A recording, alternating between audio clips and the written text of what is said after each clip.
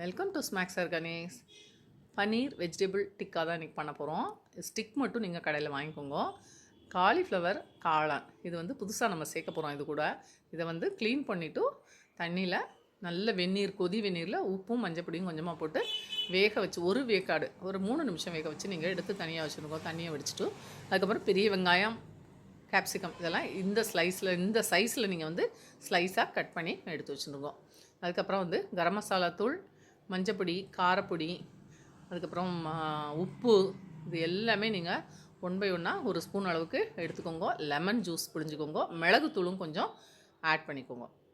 இது எல்லாம் சேர்த்ததுக்கப்புறம் கோரியண்டல் பவுடர், மல்லித்தூள் கூட நீங்கள் சேர்த்துக்கலாம். சேர்த்துனதுக்கப்புறமா ஒரு 2-3 ஸ்பூன் நல்லெண்ணெய் விட்டு அதை நல்லா பேஸ்ட் ஆக்கிட்டு பன்னீர் மிச்சம் எல்லா காயும் 1 by 1 அதில் பெரட்டி எடுத்து தனியாக வச்சுட்டுருக்கோம்.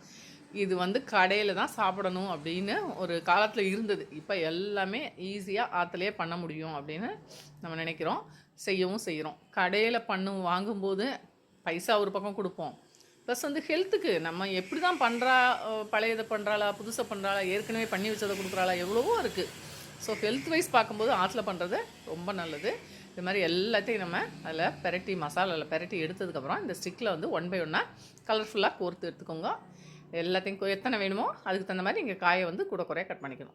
கோர்த்து எடுத்ததுக்கப்புறம் ஒரு ஃப்ளாட்டாக ஒரு இதில் ஆயில் விட்டுண்டு, நெய் விட்டால் நல்லாயிருக்கும், பட் நெய் வேணுங்கிற அவசியம் இல்லை, ஆர்டினரி ஆயிலே நீங்கள் விட்டுக்கலாம். விட்டுண்டு சுற்றிலும் இதை பெரட்டி ஒரு 2-3 நிமிஷம் எல்லா பக்கமும் பெரட்டி விட்டு லைட்டாக, ரொம்ப வெந்துடணுங்கிற அவசியம் இல்லை, ரைட்டாக அந்த ஓரங்கள்லாம் வந்து கொஞ்சம் வேக ஆரம்பித்து நல்லாயிருக்கும்.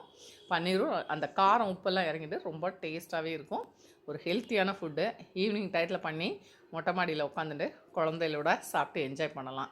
ஒரு அருமையான ஒரு ஈவினிங் ஸ்நாக்ஸாக வச்சுக்கலாம். இதை குழந்தைகளோட என்ஜாய் பண்ணுறதுக்கு உண்டான ஒரு டைமும் கிடைக்கும் உங்களுக்கு.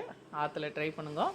ரொம்ப சூப்பரான சுவையான ஹெல்த்தியான பன்னீர் வெஜிடபிள் டிக்கா ரெடி.